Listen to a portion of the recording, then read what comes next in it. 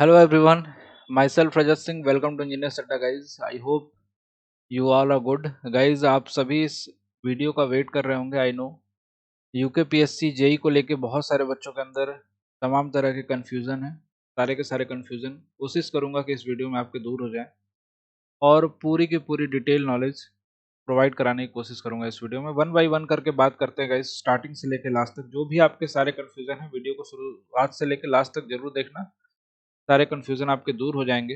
Notification में क्या क्या इंपॉर्टेंट पॉइंट्स हैं, कौन कौन सी चीज़ें इंपॉर्टेंट हैं जो किसी भी स्टूडेंट को जो अप्लाई कर रहे हैं, जो अप्लाई करना चाहते हैं, उनको ध्यान रखनी चाहिए, वो सारी बातें इसमें इंक्लूड करी है.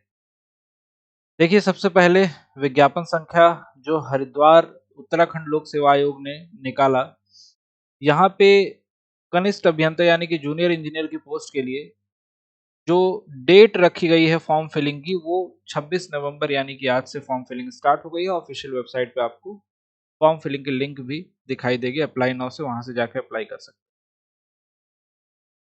विज्ञापन प्रकाशन की तिथि, ऑनलाइन आवेदन की अंतिम तिथि, यहाँ पे दोनों डेट यहाँ पे मेंशन कर रखा है. 17 दिसंबर को रात्रि के लगभग 12 बजे, 11:59 लिखा है यहाँ पे.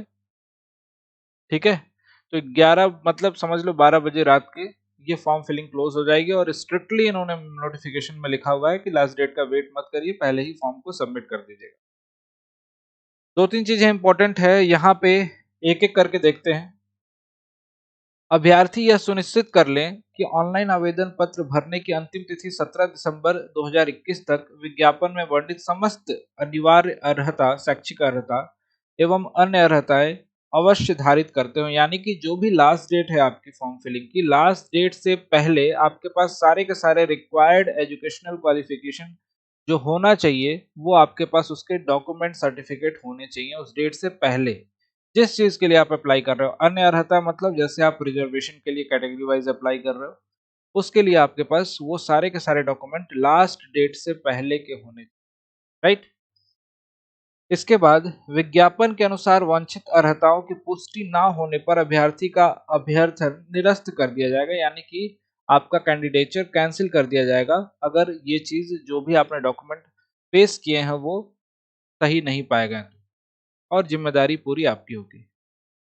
दूसरी चीज यहाँ पे एक मेंशन किया गया है, कोविड को मद्देनजर रखते हुए इन्होंने एक बड़ा ही अच्छा स्टेप लिया है. यार, हर गवर्नमेंट को ऐसा स्टेप लेना चाहिए. उत्तराखंड शासन जो शासनादेश संख्या यहाँ पे मेंशन है, यहाँ पे एक बड़ा ही अच्छा स्टेप है उन सभी स्टूडेंट के लिए, उन सभी एस्पिरेंट्स के लिए जो बड़ी बड़ी फी पे करते हैं किसी एग्जामिनेशन के फॉर्म को फिल करने के लिए.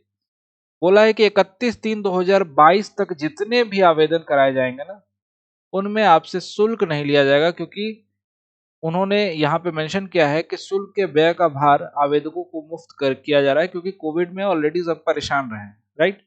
तो यहाँ पे आपको कोई भी फी देने की आवश्यकता नहीं है, आपकी कैटेगरी कोई सी भी हो. ठीक है. तीसरा इंपॉर्टेंट पॉइंट यहाँ पे देखिए, ये लिखा है इन्होंने, अभ्यर्थी आवेदन का पत्र प्रिंट आउट भविष्य में आगे आयोग से किए जाने वाले पत्राचार व अन्य आवश्यक प्रयोगों के लिए अपने पास सुरक्षित रखें. इसको बहुत सारे लोग लाइटली ले लेते हैं. कई बार ऐसा होता है कि एडमिट कार्ड वगैरह एग्जाम देने के बाद छोड़ देते हैं, या फिर जो भी फॉर्म फिलिंग के डॉक्यूमेंट्स वगैरह होते हैं, आपको हर एक डॉक्यूमेंट स्टार्टिंग से ही अच्छे से कायदे से अपने पास रखना है. एग्जाम देंगे उसके भी, एडमिट कार्ड वगैरह भी. बहुत सारे एग्जामिनेशन में बहुत जरूरी होता है, जैसे DSSB के एग्जामिनेशन में भी अगर आपके पास एडमिट कार्ड ना हो तो वो आपको रिजेक्ट कर देते हैं. डॉक्यूमेंट वेरिफिकेशन में ई डोजियर जब भरवाते हैं वो, तो वहाँ पे आपको अपलोड करना होता है अपना डॉक्यूमेंट, राइट. तो यहाँ भी आपको डॉक्यूमेंट अपने संभाल के रखने होंगे, नॉर्मल. बोला गया कि जो भी परीक्षा के सेंटर होंगे वो परिशिष्ट 1 में दिए गए हैं. अब क्या है एनेक्जर 1 में, देखते हैं कौन कौन से सेंटर आपके एग्जामिनेशन सेंटर हो सकते हैं. अल्मोड़ा लिखा हुआ है, बागेश्वर, सारे के सारे इनफैक्ट घूमने वाली प्लेसेस बाहर वालों के लिए और उत्तराखंड वालों के लिए आसपास के शहर हैं. चंपावत, हल्द्वानी, खातिमा, रुद्रप्रयाग, रुद्रपुर, पिथौरागढ़, देहरादून, गोपेश्वर, हरिद्वार, न्यू टिहरी, रुद्रप्रयाग, श्रीनगर, श्रीनगर और उत्तरकाशी. ये सेंटर पड़ेंगे उत्तराखंड के ही हैं और सेंटर कोड सिटी कोड यहाँ पे लिखा हुआ है। सिटी कोड आपको फिल करना होगा जब भी आप फॉर्म फिलिंग करोगे उसमें। इसके बाद रिक्तियों की संख्या, जो कि बहुत सारे बच्चों को पता चल चुकी होगी। थोड़ी सी लेट वीडियो जरूर बना रहा हूँ, लेकिन इस वीडियो में आपको सारी की सारी डिटेल देने की कोशिश करता हूँ। ठीक है। 776 कुल सीटें हैं यहाँ पे, टोटल इन टोटल 776 776 सीटें हैं यहाँ पे। और इन 776 सीटों को डिपार्टमेंट वाइज कैसे बांटा गया है उसके लिए इन्होंने स्पेशली यहाँ पे मेंशन कर दिया अलग अलग डिपार्टमेंट के नाम। ग्रामीण निर्माण विभाग, निर्माण विभाग में सिविल की भी वैकेंसी है, विद्युत की भी है और प्राविधिक की भी है। सिंचाई विभाग में यांत्रिकी की, इस तरीके से हर डिपार्टमेंट में कुछ ना कुछ वैकेंसीज दे रखा है इन्होंने। 170, 9, 3, राइट, इस तरीके से देख सकते हो 49। अब ये नोटिफिकेशन तो आपके पास इसकी पीडीएफ आप लोगों के पास पहुंच चुकी होगी, बहुत सारे बच्चों ने अच्छे से देखा होगा। जब यहाँ पे अनिवार्य शैक्षिक अर्हता पढ़ते हैं आप, तो बहुत सारे बच्चे जो होते हैं ना वो खुश हो जाते हैं, लेकिन यहाँ पे अपनी खुशी को थोड़ा सा कंट्रोल करना है। यहाँ पे ही आपके बहुत सारे बच्चों के डाउट्स होंगे। लिखा हुआ है उत्तराखंड ऑब्लिक उत्तर प्रदेश प्राविधिक परिषद द्वारा मान्यता प्राप्त किसी संस्थान से सिविल इंजीनियरिंग में डिप्लोमा। अब बच्चों ने इसको समझा कि उत्तराखंड या उत्तर प्रदेश से भी हमने इंजीनियरिंग करी है, सिविल इंजीनियरिंग करी है, तो हम इस फॉर्म को फिल कर सकते हैं। बड़ी अच्छी बात है। यहाँ पे उत्तराखंड उत्तर प्रदेश से इंजीनियरिंग करा हो आपने, सिविल इंजीनियरिंग में डिप्लोमा प्राप्त किया हो, ये लिखा है यहाँ पे।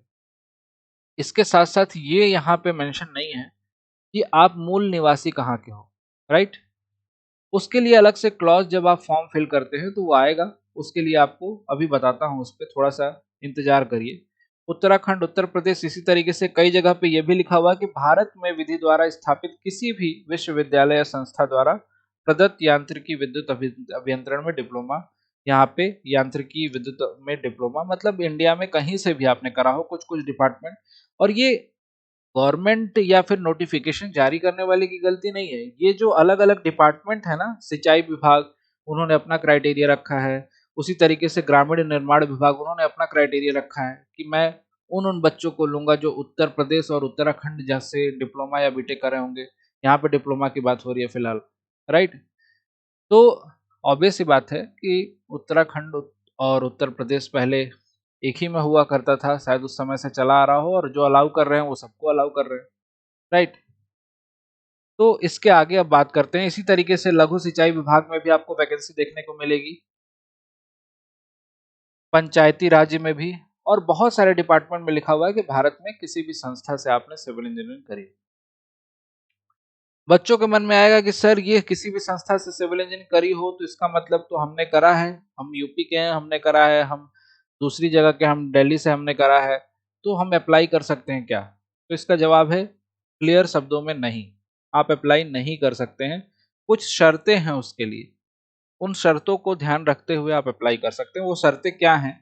जब आप फॉर्म फिल करोगे गाइज, तो ये जितनी भी वैकेंसी की डिटेल हैं जो मैं आपको स्क्रीन पे दिखा रहा हूँ, इन सभी वैकेंसी की डिटेल, जितनी भी वैकेंसी डिटेल है किसी भी पर्टिकुलर पोस्ट के लिए आप एलिजिबल तभी होगे जब आप कुछ शर्तों पे खरे उतरोगे, कुछ गिवन कंडीशन के अकॉर्डिंग आप उनको, उस पे आप खरे उतरोगे। और वो कंडीशन क्या है मैं आपको अभी दिखाता हूँ।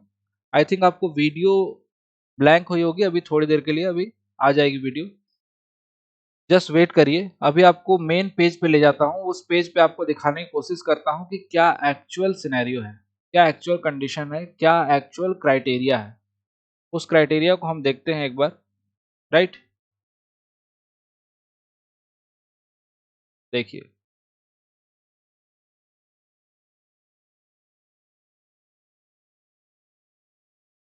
अभी आपको दिख रहा होगा स्क्रीन, राइट। देखिए, ध्यान से देखिएगा, आते हैं उसी मुद्दे पे। यहाँ पे ये सारी वैकेंसी की डिटेल थी, कैटेगरी वाइज वैकेंसी थी। आयु के बारे में बात करेंगे, एज लिमिट अभी बात कर लेते हैं। मेन क्राइटेरिया जो आपको मैं बताने वाला था, यहाँ पे ये रिक्वायर्ड एलिजिबिलिटी का क्राइटेरिया वहां आएगा जब आप फॉर्म फिलिंग स्टार्ट करोगे। रिक्वायर्ड एलिजिबिलिटी, अब रिक्वायर्ड एलिजिबिलिटी में क्या क्या कंडीशन है? Minimum one of the following option or registration in the soldier welfare board, इनमें से कोई एक क्वालिफिकेशन चाहिए। Minimum one of the following option एक आपके पास होना चाहिए, और साथ ही साथ ये लिखा हुआ है कि या registration in the soldier welfare board, या फिर सोल्जर वेलफेयर बोर्ड में आपका रजिस्ट्रेशन होना चाहिए। क्या है ये कंडीशन? देखिए, पहला कंडीशन यहाँ पे लिख दिया, क्या आपका नाम उत्तराखंड राज्य में स्थित किसी भी जिले सेवा योजन कार्यालय में पंजीकृत है। ऑब्वियस सी बात है, कैसे होगा यार, उत्तराखंड के हो ही नहीं तुम, है ना। आर यू एम्प्लॉय, क्या आप नौकरी कर रहे हैं, नौकरी में कार्यरत होंगे, तो आपको वहां पे डालना पड़ेगा कि सेंट्रल जॉब कर रहे हो, या फिर स्टेट की जॉब कर रहे हो, या अदर जॉब कर रहे हो। कोई से भी जॉब करोगे, उसके बाद उस जॉब में डालने के बाद उसमें फिर एनओसी भी डालना पड़ेगा, नो ऑब्जेक्शन सर्टिफिकेट। उस जॉब में कार्य करते हुए आप दूसरे जॉब में अप्लाई करके वहां ज्वाइन कर सकते हो, उसको छोड़ के उससे एनओसी लेनी पड़ती है, नो ऑब्जेक्शन सर्टिफिकेट भी मांग रहा है, उसकी डेट मांग रहा है, राइट। तो यहाँ यस करोगे तो आपको वो डालना पड़ेगा, उसकी date. Have you passed your high school and intermediate or any other equivalent exam from any recognized institution situated in the state of Uttarakhand।